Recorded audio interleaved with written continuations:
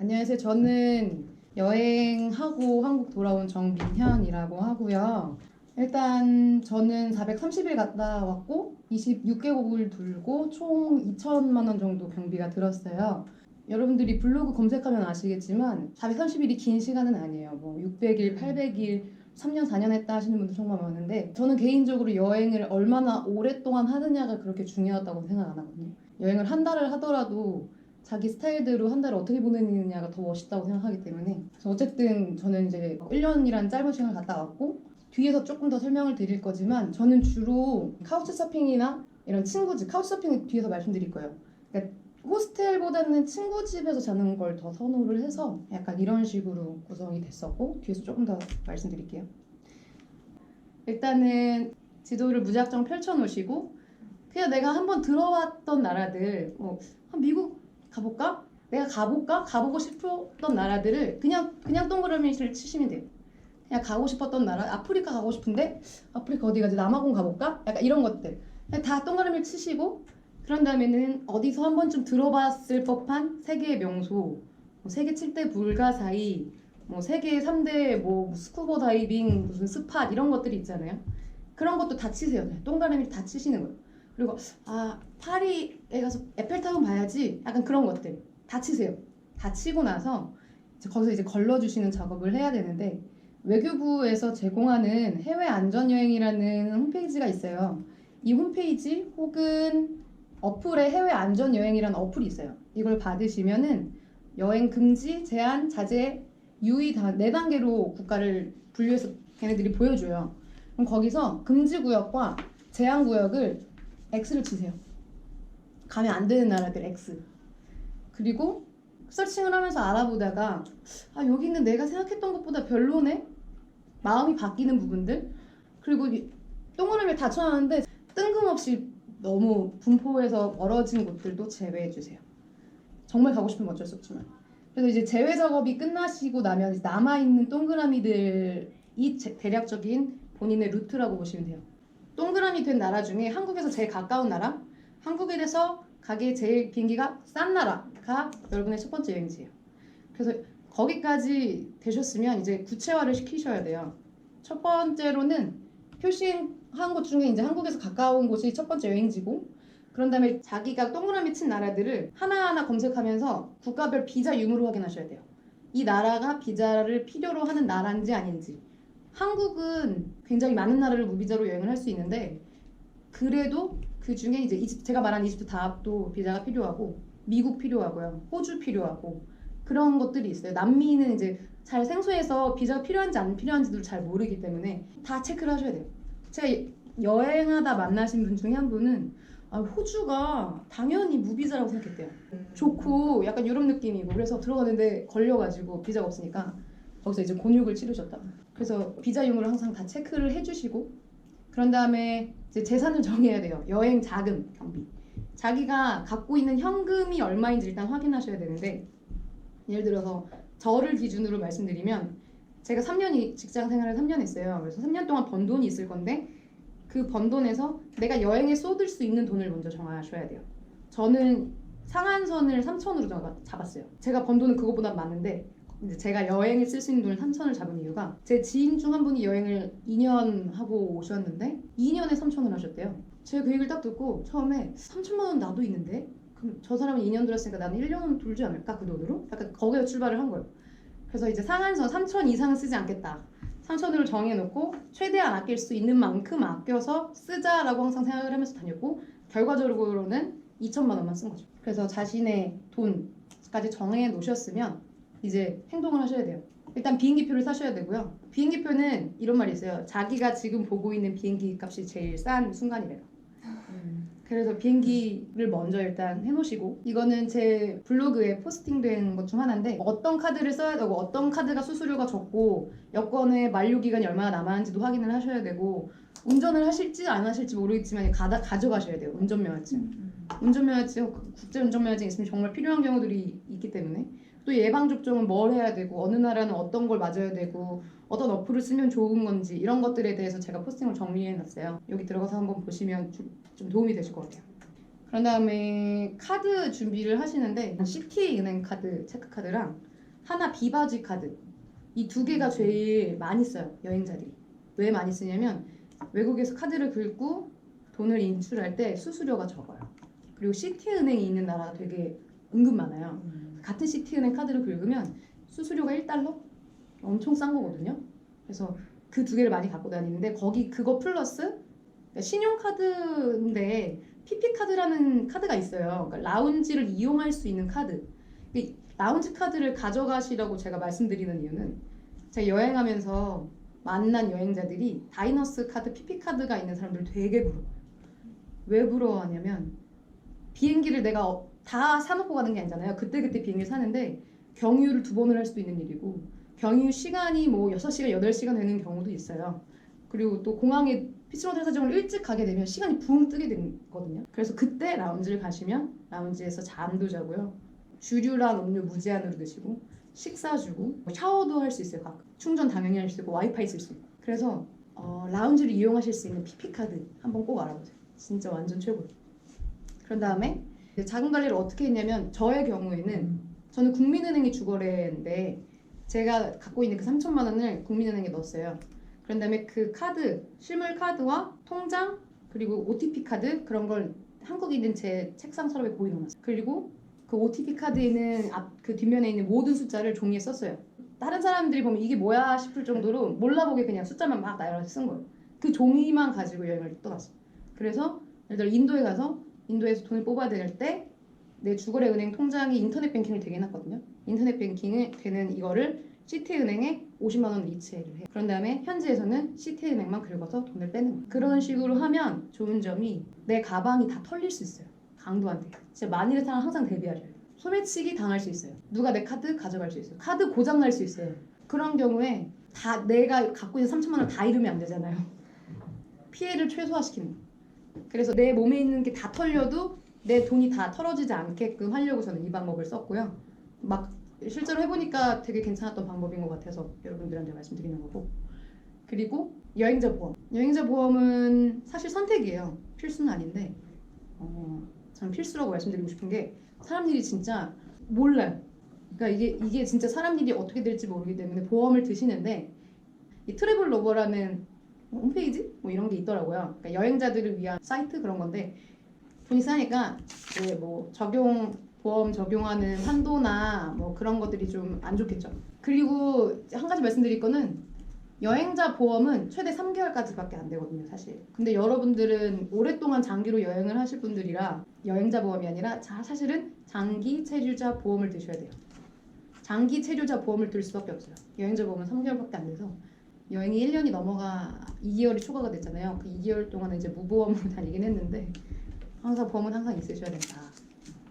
그리고 달러 얼마나 바꿔가야 돼요? 막 이런 얘기 많이 하시는데 달러는 진짜 수중에 많이 있으면 있을수록 좋긴 해요. 많이 있으면 있을수록 좋긴 한데 많이 있으면 있을수록 강도 맞았을 때 피해가 크겠죠.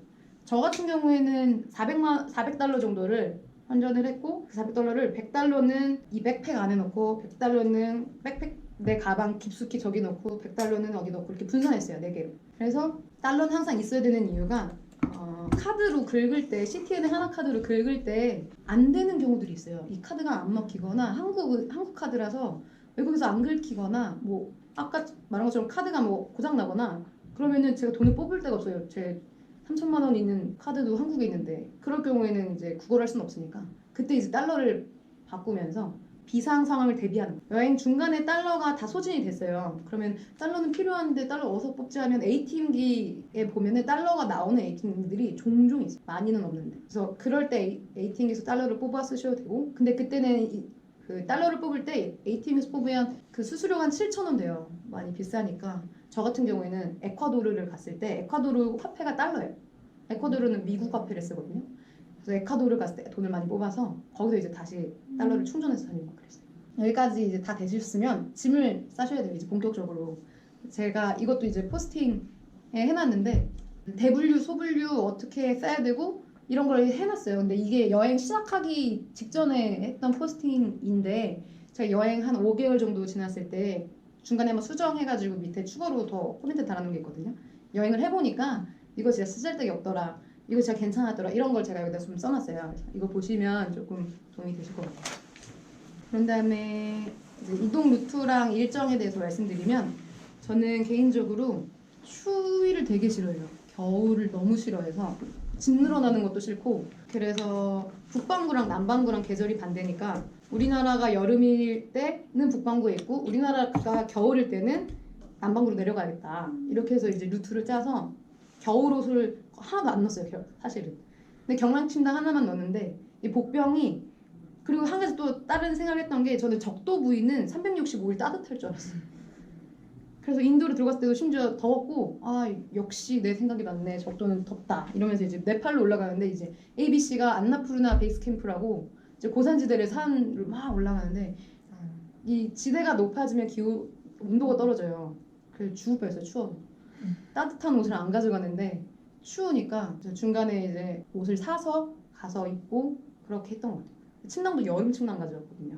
밤에 잘 때 얼어 죽는 근데 이제 요 네팔에서 만약에 네팔을 가실 분들은 방법이 하나 있는 게 내가 짐이 아무것도 없더라도 그 이제 네팔을 포카라라는 지역에서 이제 안나푸르나랄지 에베레스트랄지 가는 이제 그 기초지가 바로 이제 포카라인데 포카라에 한인이 운영하시는 뭐 숙소, 모텔, 호텔, 뭐 게스트하우스 같은 게 있는데 거기서 이제 장비를 또 대여해 주시고 하시거든요. 방법은 있어요. 현지에서 사서 다 가실 수 있으니까. 네팔은 그렇다 치고 그 나머지 나라들도 정말 따뜻하고 더울 거라고 생각했는데 추웠던 나라들이 있었어요. 그래서 이럴 때는 항상 저는 겨울 옷을 그냥 사요. 니트 하나 사고 바람막이 그냥 하나 사고 이 나라들 나올 때 그냥 버렸어요. 그냥 화장실에 두고 걸어두고 내고 마음은 아프지만 얼어 죽긴 싫으니까 이렇게 했어요. 그리고 미국은 날씨가 정말 좋았는데 6월, 7월, 8월쯤에 여름에 들어가서 정말 따뜻하고 좋았는데 옐로우스톤이라는 곳을 갔어요. 여러분 들어본 적 있을지 없을지 모르겠지만 이게 이제 그랜드 캐년이라고 되게 유명한 데가 있잖아요. 그랜드 캐년 같은 그런 데예요. 약간 이제 관광 명소라고 해야 되나? 약간 엄청 크고 엄청 자연에 약간 아이슬란드 같은 분위기를 내는 곳이 있어요. 간헐천 있고 막 폭발하고 막 난리가 나는데 여기서 밤에 여기도 꽤 북쪽에 있어요. 그래서 저는 이때 로드 트립을 한다고 차를 빌려서 갔는데 밤에 저랑 같이 여행하는 동행분들이 텐트가 있어서 그 텐트를 치고 자는데 저는 여름 침낭이니까 여름 침낭 덮고 저는 너무 추운 거예요. 왜 추운 거 봤더니 일단 기온 자체가 춥고 텐트에 구멍이 뚫려 있어서 입이 돌아갈 뻔했어. 3일 내내 잠자는 게 너무 무서운 거예요. 거긴 옷 살 데도 없고 자연이라. 그래서 이런 지역들 그러니까 항상 기온 체크하시고 어느 나라 가기 전에 기온 체크하시면서 여기 좀 기온도 체크하시고 실제로 실감되는 체온 그 기온이 그런 거 다 체크하셔서 추울 것 같다 하면 옷을 사가세요. 입 돌아가십니다. 그리고 유럽에 들어가실 때 한 가지 주의하셔야 되는 게 이게 이제 2017년 현재 쉥겐 조약에 가입된 국가들이에요. 이제 쉥겐 조약이라는 거는 저도 정확히는 모르는데 이런 나라들을 여행할 때 최대 90일까지만 체류를 할 수가 있어요.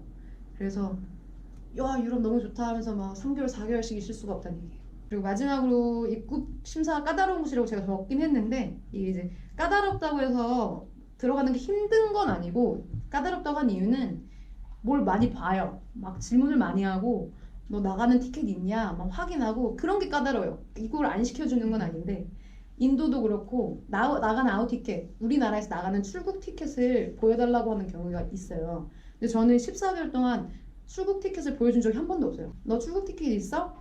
있어. 그리고 통과한 적이 너무 많아요. 그래서 사실은 제가 만든 그래서 사람들이 가짜 티켓을 많이 만들거든요. 왜냐면 내가 이 나라가 좋을지 안 좋을지도 모르는데 어느 날 아웃 티켓이 있어버리면 되게 곤란한 일이 되게 많아서 사람들이 보통 여행할 때 편도로 많이 다녀요. 편도 티켓으로만.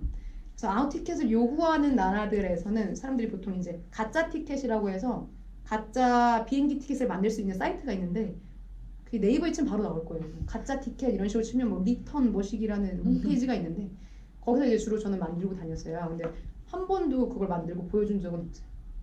근데 그거라도 있어야 마음이 편하잖아요. 보여달라고 할 때 당당하게 나 있어라고 말해야지 우물쭈물하면 이제 진짜 보여줘 이렇게 되거든요.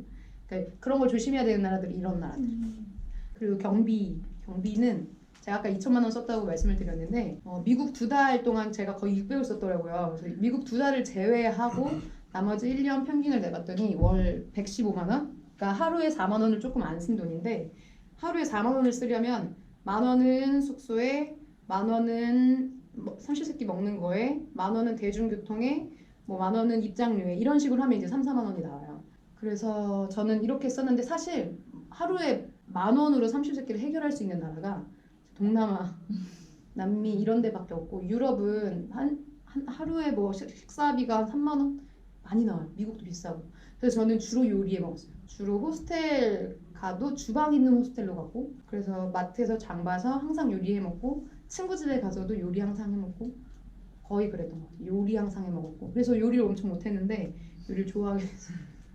미국은 사실 미국 2달 여행해서 600이라 그러면 되게 싼 편이라고 봐야 돼요, 사실은. 근데 이제 제 입장에선 저는 이제 거지같이 여행하는 사람이라 이게 좀 많이 나왔긴 했는데 미국에서 돈을 많이 썼어요. 막 뮤지컬도 뭐 10만 원이 넘고 어디 로드트립 한번 갔다 오면 또 몇십만 원 깨지고 막 비행기 국내선도 비싸고 막 이래서 미국을 이 일정에 넣으실 예정이라면 조금 넉넉하게 미국에서 일정을 조금 경비를 넉넉하게 생각하시는 게 좋아요. 그래서 돈을 얼마나 쓰느냐는 자신의 갖고 있는 돈의 한도와 자신의 여행 스타일에 따라 달라지는 건데 그리고 친구 집에 가서 자는 이유도 돈 아끼려고 가는 이유보다는 사실은 친구 집에서 같이 그 현지 문화를 느끼고 싶어서 저는 그렇게 했던 건데 자연히 돈도 아껴진 거였거든요. 그래서 어떻게 제가 돈을 아꼈는지 이제 설명을 드릴게요. 저는 돈을 이제 요리로도 많이 세이브를 했지만 숙소에서 정말 많이 세이브를 한 게 보통은 친구 집에서 잤었어요. 그래서 사람들이 물어봐요. 너 그럼 전 세계에 친구가 다 있는 거냐? 저는 난 전 세계에 친구가 있다. 그럼 어떻게 있는 거냐? 물어봐요. 한국에 살면서 사실 외국인 친구 사귀기가 쉽지 않거든요. 그래서 제가 한국에서 이제 출국하기 전에 했던 방법이 헬로톡이라는 어플을 사용했는데 저는 세계 여행을 시작하니까 영어 공부를 해야 된다라고 생각을 했고 영어 공부를 하기에 좋은 어플이 사실 헬로톡이에요. 저게 뭐냐면 언어를 교환하는 어플이거든요. 요즘에 이제 한국어 배우고 싶은 아이들이 되게 많아요. 걔네들이랑 카톡 같은 어플이에요. 제가 이제 카톡 채팅 같은 건데 랜덤 채팅은 아니고 내가 대화를 나눠보고 싶은 사람한테 내가 메시지를 보낼 수 있어요. 그리고 한국어를 배우고 싶어하는 애들한테 내가 메시지를 보내고 싶어. 나 영어 배우고 싶은데 우리 언어 친구해 볼래? 약간 이렇게 해서 그래서 거기서 교류를 계속 연락을 하다 보면은 친구가 되고 그럼 어느 순간 되면은 나 너네 나라 언제 갈 건데 자도 돼? 그럼 얘네들이 와 와서 자 이렇게 되거든요. 저는 그래서 헬로톡을 인도에서 많이 써먹었어요. 왜냐면 첫 여행지가 인도네시아 발리에서 갔다가 다음이 인도였는데 인도 가기가 너무 무서운 거예요. 막 흉흉한 소문들 엄청 많지. 저는 혼자 여행 가고 여자하고 조그맣고 이러는데 진짜 너무 무서워서 저는 인도 다닐 때 막 식칼도 풀고 다니고 그랬어요. 너무 무서워서. 그래 긴장을 정말 많이 해서 인도는 필사적으로 친구들 집에서 자야겠다. 내가 아는 사람들 집에서 자야 내가 편하겠다. 안심이 되겠다 싶어서 그래서 정말 헬로톡을 오랫동안 인도 사람들과 교류를 많이 했어요. 그래서 근데 헬로톡에도 이상한 사람 되게 많아요. 그래서 그냥 몇 번 카톡 해보고 너네 집에서 잘래? 그럼 미친놈 소리 들으니까 좀 시간을 투자해 주셔야 되는 단점이 있어요. 저는 한 3, 4개월 동안은 그 친구랑 같이 오늘은 뭐 했어? 밥 먹었어? 오늘은 뭐 우리는 지금 뭐 먹고 있는데 여기 명절이야 이러면서 이제 사진도 보여주고 그러면서 친분을 쌓아서 관계를 두텁게 했거든요. 그래서 그런 친구들 집에 가서만 잤어요. 그래서 인도에서는 그 친구들 집에서 거의 잤고 지역별로 친구를 제가 다 심어놨거든요. 그래서 뭐 돈을 아낀다는 차원을 넘어서 정말 보통 인도 여행 가면 사람들이 막 게스트하우스 이런 데 가는데 현지 친구 집에서 자는 기회가 많이 없어요. 특히 인도. 유럽은 또 많을 수 있는데 인도는 현지인에서 자는 그 경험이 정말 좋았어요. 인도의 그 진짜 가정에서 하는 그런 문화들, 그 사람들이 하는 생각들 그런 걸 느낄 수 있어서 정말 좋았고 그 걔네들이 아는 숨은 스팟들이 있어요 또. 그런 정보 얻기도 되게 좋았고 그래서 인도는 거의 헬로톡으로 이용을 했고 그 다음에 카우치서핑 숙소를 잡을 때 가장 첫 순위가 친구 집이에요. 그리고 두 번째 순위가 카우치서핑. 친구 집은 이런 식으로 이제 헬로톡으로 하거나 아니면 여행 가다가 만난 친구 집에서 자거나 이러는 거잖아요. 근데 이제 카우치서핑은 약간 에어비앤비나 부킹닷컴 같은 거라고 보시면 되는데 비용을 지불하지 않아요. 카우치서핑 이 영어의 단어가 이제 우리 집 쇼파, 카우치가 쇼파인데 우리 집에 남는 쇼파를 여행자를 위해 그냥 제공을 해주는 거예요. 무상으로 제공을 해주는데 얘네들이 왜 무상으로 제공해주냐면 나는 얘들 한국으로 예를 들면 난 한국에서 맨날 일하고 집에 오고 일하고 집에 오고 이게 반복인데 외국인 만나고 싶어. 외국인 만날 기회가 없어. 그래서 외국인이 너를 우리 집에 있는 쇼파에서 재워주고 난 너의 문화를 배우고 너는 우리 집에서 자고 우리 집의 문화, 우리 한국의 문화를 알려주고 그래서 문화 교류를 하면 좋지 않겠어? 약간 이런 개념이에요. 그래서 카우치 서핑을 한번 도전해 보시는 걸 정말 강추드려요. 여행하시는 분들 중에 카우치 서핑하는 사람 많이 못 봤어요. 그러니까 있는 사람들은 카우치 서핑을 정말 많이 이용을 하는데 제가 본 사람 중에 한 80%는 이용을 안 하세요. 그러니까 그 이용을 안 하는 이유가 몰라서 안 하시는 분이 한 50% 되는 것 같아요. 그러니까 알아도 안 하시는 분들은 이제 귀찮아서 안 하시는 거고.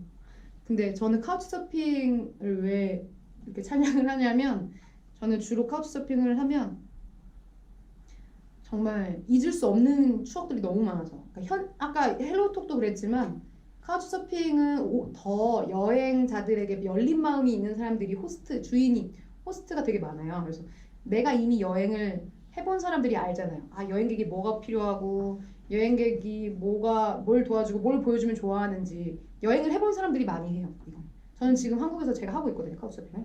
그래서 오늘도 이제 외국인 친구가 저희 집에 와서 자는데 내가 받은 게 있으니까 또 돌려주려고 하는 사람들이 많아서 이 친구들을 만나면 정말 많은 정보도 얻을 뿐더러 그 현지 문화 체험하는 것도 너무 좋고 정말 착한 호스트를 만나면 차 태워줘서 막 드라이브도 시켜주고 그런 것도 있으니까 카우치 서핑 한번 알아보시고 근데 카우치 서핑이 약간 그런 것 있어요.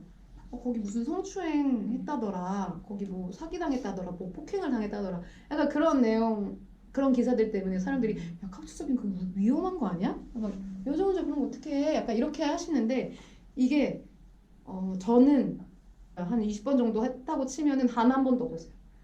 그게 단 한 번도 없게 안전하게 할 수 있는 방법이 있는데 후기를 남겨요. 보통 사람이 왔다 가면. 그래서 프로필도 다 있고 사진도 다 있어요. 그래서 사람을 고를 때 내가 인도 델리에 가서 잘 건데 델리에 있는 친구 리스트가 쫙 나와요. 지역을 검색하면.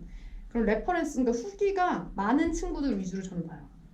후기가 20개 이상 되는 친구들을 먼저 보고 100개, 20개, 300개 이런 친구들 되게 많거든요. 후기를 다 읽을 필요는 없고 대충 보는 거예요. 아, 어느 나라에서 왔는 사람이 여기 되게 좋았다더라, 이 호스트가 정말 어떤 게 좋았다더라, 이런 걸 써주는 걸 보고 아, 얘가 좀 미친놈은 아니구나를 거기서 판별하고 이제 프로필을 읽으면서 이 호스트가 진짜 제대로 정신이 박힌 놈인지 아닌지를 거기서 또 판별을 해서 내가 생각했을 때 얘는 진짜 괜찮은 것 같아 하는 사람한테만 내가 리퀘스트를 보내요. 나 너네 집에서 자고 싶고 나는 지금 무슨 여행하는 사람인데 너네 집에서 자게 되면 나는 뭐 한국 요리를 해줄 수 있고 너에 대해서 한국어를 알려줄 수 있고 이런 식으로 메시지를 보내면 걔가 이제 수락을 하고 내가 그거를 이제 다시 억셉트하면은 이제 그때 성사가 되는 거예요. 그러니까 아무나 막 되어주고 아무나 막 와가지고 이상한 집 사람 가서 자고 막 그런 게 아니에요. 그래서 이런 일련의 과정들을 하시면 카우치 서핑을 너무너무 안전하게 하실 수 있어요. 미국에 제가 만났던 카우치 서핑 호스트 중에 정말 대박이었던 친구 한 명은 라스베가스에 살아요. 뉴욕 출신인데 라스베가스에 집을 샀는데 그 집에 수영장이 진짜 크고 당구 큐대가 있고 VR 하는 컴퓨터가 있고 집에 없는 게임이 없고 카지노를 집에서 할 수 있어요. 그 친구 집에 갔는데 저 말고도 게스트가 한 20명이 돼요. 여기서 한 3, 4일만 있다 가야겠다. 근데 이제 나 근데 3, 4일 있다 가는 날에 야, 나 너네 집 너무 좋은데 뭐 이틀만 더 있어도 돼? 그랬더니 너무 쿨해. 얘가 있어? 네, 그런 식으로 있어도 돼, 있어도 돼, 있어도 돼가 2주가 된 거예요.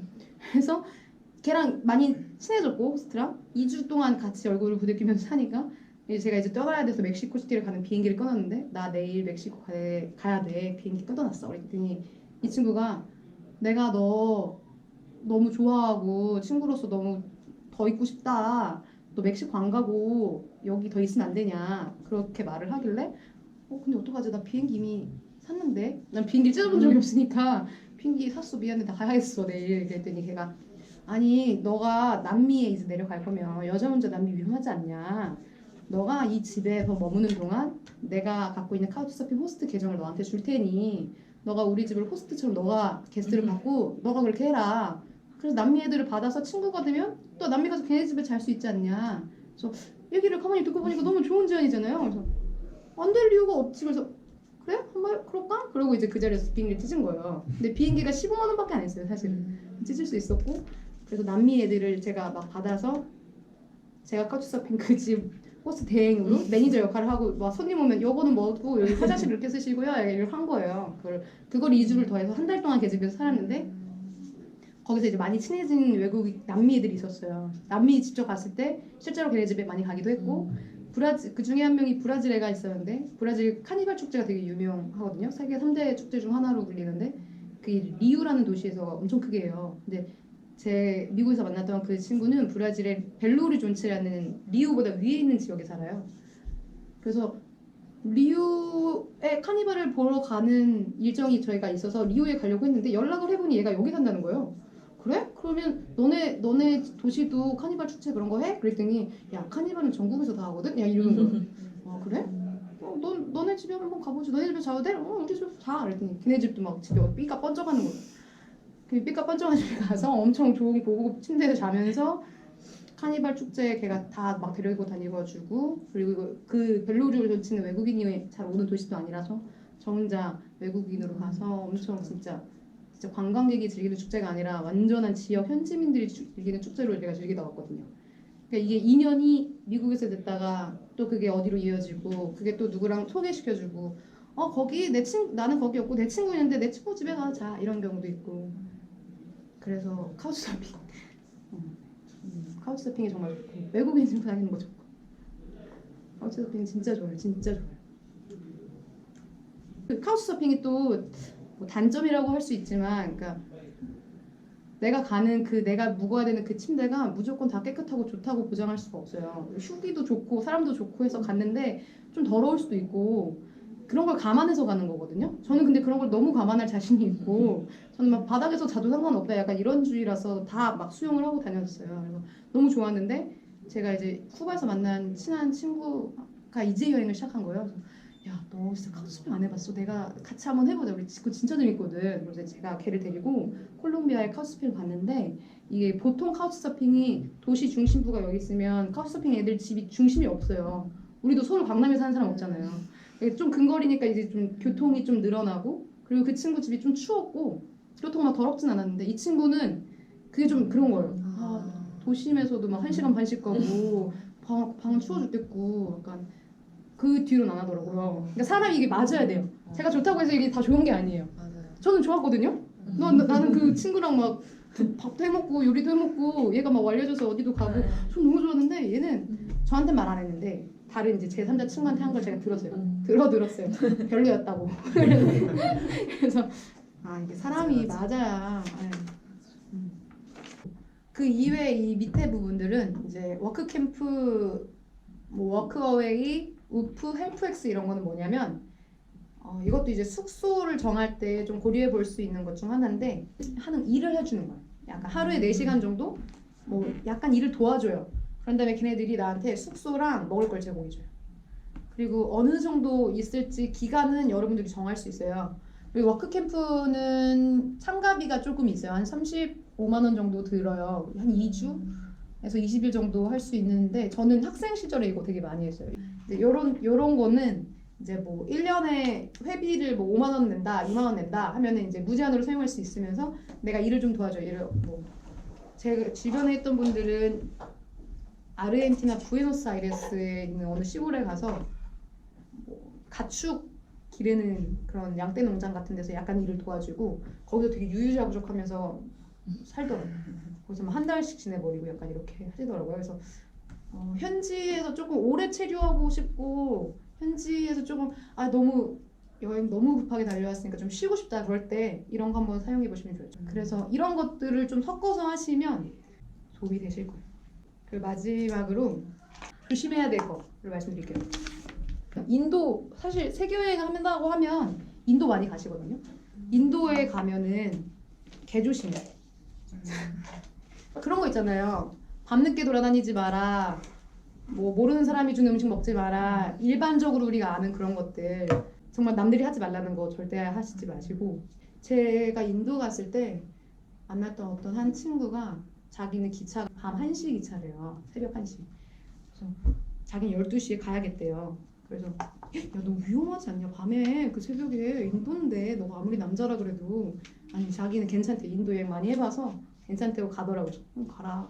그 다음날에 카톡이 왔는데 사진을 한 장 보내줬는데 종아리가 피가 개에 물렸어요.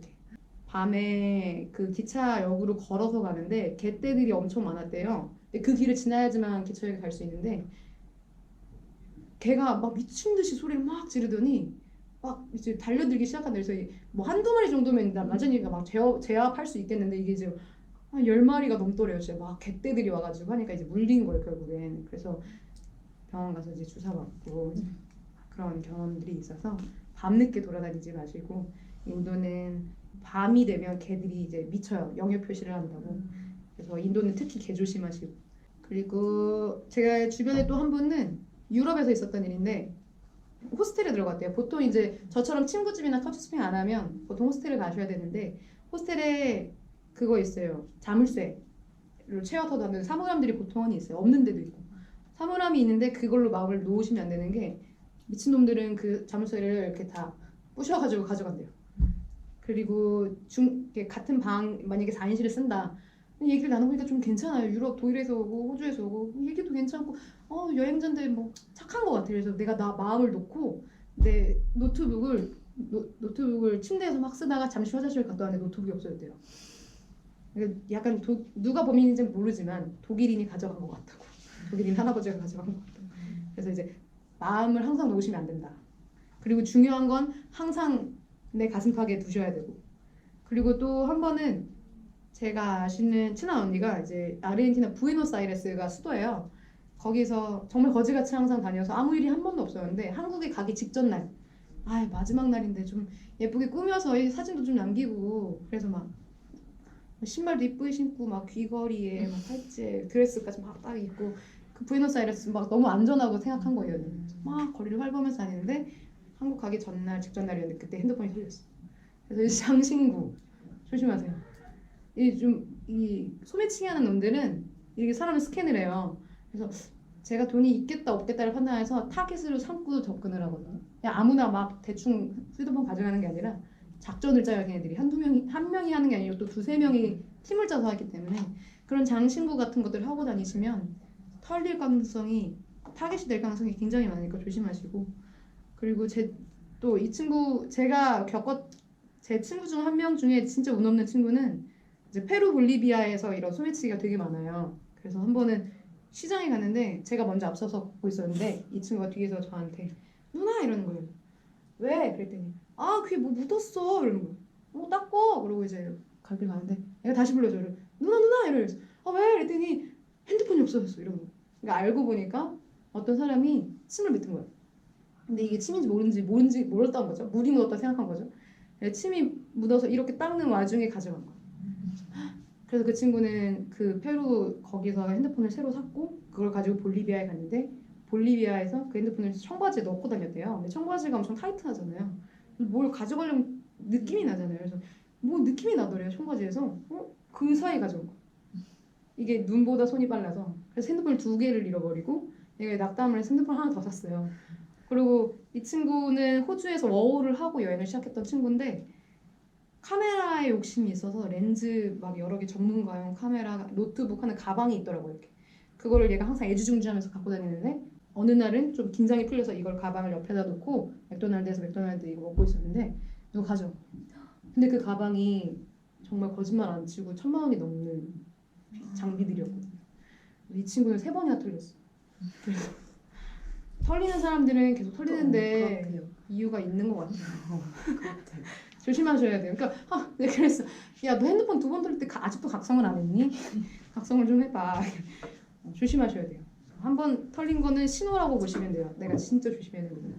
그래서 저는 털리는 경우를 너무 많이 봐가지고 저는 주로 핸드폰은 앞에 매는 힙색에 항상 넣고 다녔는데 힙색 안에서도 그 안주머니가 있어요. 거기 안주머니 넣고 다녔고 그 스프링 몸에 골이 차가지고 다니는 스프링 항상 끼고 다녔고 핸드폰을 그냥 손으로 들고 다니거나 길거리에서 전화를 받거나 한 적이 한 번도 없어요.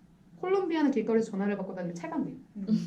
그래서 항상 핸드폰을 이렇게 가슴팍에 여권과 함께 그렇게 다니시고. 그리고 낯선 이의 호의 역시 조심하셔야 되겠지만 저는 히치하이킹을 좀 종종 했었거든요. 히치하이킹하면 사람들이 음식을 주기도 해요. 좀 처음에는 불안하니까 배부르다고 하고 이제 한 발 물러나요. 좀 배불러서 이따 먹겠다. 그리고 주인이 그 운전자가 이걸 먹는 모습을 보면 이제 그때 먹어요. 낯선 사람의 호의는 일단은 이 사람이 착한 사람이든 안 착한 사람이든 내 친구든 아니든 일단 조심할. 일단 한 발 물러서 줘야 돼요. 그냥 음료수 이런 거 절대 드시면 안 돼요. 마릴로테로 가고 있습니다. 히치하이킹으로 가고 있고요. 히치하이킹 뭐 위험하지 않아요? 그런 거 왜 해요? 약간 이렇게 말씀하시는 분도 있는데 제가 한번 칠레에서 이제 카우치 서핑으로 어느 칠레 사람 집에 가 자는데 저 말고도 게스트가 한 명이 더 있었던 거예요. 침대에 그날 방을 쉐어해서 쓰서 자는데 이 여자였는데 독일인이었고 저처럼 세계 여행을 하는 독일인이었고 막 무슨 대화 내용 막 무슨 여행했어 얘기를 수다를 막 하는데 보통 한국인들이랑 대화를 할 때는 야 내가 마추픽추에 무슨 투어사를 통해서 갔는데 야 그거 이렇게 가면 진짜 좋더라 야 내가 이과수에 그 무슨 보트 투어 했는데 그거 진짜 장난 아니야 야 대화가 이래요 한국인들이랑 대화를 하면 아 약간 야 그 3대 그거 3대 축제 거기 꼭 가봐야 되지 않냐 거기 진짜 재밌었어 약간 그러니까 대화가 남들이 하는 건 다 해야 돼 우리나라 사람 특성상 여기 가야 된다면 가야 돼 세계 뭐 몇 대 뭐다 무조건 가야 돼 비가 오든 눈이 오든 가야 돼 근데 제가 만났던 그 독일인 여자애는 얘기가 야 내가 지금 남미 최남단에서부터 여기까지 올라오는데 히치하이킹으로 해서 올라오는데 뭐 몇천 킬로를 달려서 오는데 그 중에 만났던 누가 너무 좋아한다고 우리 일본이랑 뉴질랜드를 갔는데 나는 거기서 다 히치하이킹으로만 다녔어 버스를 탄 적이 없어 그러면서 히치하이킹을 통해서 만난 사람들을 너무 신이 나서 말을 하는 거야 야 내가 뉴질랜드를 가는데 어떤 할머니가 그 개인 제트보트를 타면서 다니다가 나를 태워줬는데 우리가 친해져서 그 할머니가 나를 자기 집으로 초대를 해줬다 그래서 초대를 받아서 갔는데 집이 궁전이었다 저택이었다 집 안으로 들어가는 데까지만 해도 막 차로 뭐 이렇게 됐다. 방이 너무 좋고 음식도 잘해주고 막. 그러니까 이 친구가 하는 자신의 여행을 얘기를 할 때 너무 행복한 거야, 표정이. 나 이것 때문에 저 사람도 만났고 진짜 너무 좋았다. 이제 제가 그 얘기를 들으면서 아 저렇게 여행을 해야 더 재밌지 않을까. 약간 물론 사람마다 여행 스타일이 다 다르고 그렇지만 저는 개인적으로 그 친구가 너무 좋았어요. 그래서 저도 히치하이킹을 하면서 다니긴 했지만 그 친구만큼은 아니었거든요. 그렇게 막 나라 하나를 다 히치로 다니고 그렇진 않았는데 한번 시도를 해보시는 것도 나쁘진 않을 것 같아요. 그 경험 모르잖아요. 안 해봐서 그냥 무섭다 막연하게 이상할 것 같다 약간 이렇게만 생각하는 거지 막상 해보시면 정말 신세계가 펼쳐질 거예요. 제가 만났던 히치로 만났던 사람들, 카우치로 만났던 사람들도 정말 너무 멋있는 사람도 많았고 히치하이킹을 하는 이유가 그냥 돈 아끼려고 하는 게 아니라 그 드라이버들이 아는 숨은 스팟들이 있어요. 우리나라도 한국인만 잘 아는 뭐 무슨 어디 길에 뭐가 좋다더라 이런 거 있잖아요. 그러니까 걔네들이 그런 정보들을 막 줘요. 저한테 서슴없이. 그런 것도 너무 좋고 버스나 택시로 갔으면 그냥 지나쳤을 법한 거리를 세워줘요.